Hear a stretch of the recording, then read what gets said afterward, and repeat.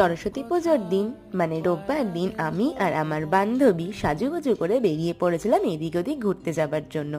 প্রথমে ভেবেছিলাম যে আমরা দুজনই হয়তো বেরিয়েছি, পরে দেখছি না, এখানে তো মোটামুটি কম্পিটিশন হচ্ছে কে কার থেকে কত বেশি সেজেছে। প্রথমে গেছিলাম কল্যাণী আর তারপরে ওখান থেকে চলে গেছিলাম চন্দননগর স্ট্যান্ডে। এখানে গিয়ে দেখছি প্রচন্ড ভিড়।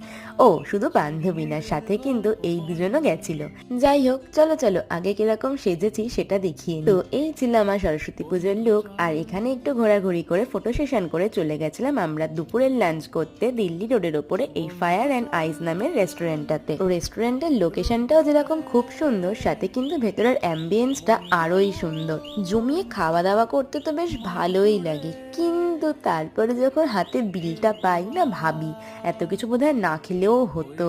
আরে না না, মজা করছিলাম। আর নেক্সট ভিডিও আসবে খুব তাড়াতাড়ি। চলো টাটা।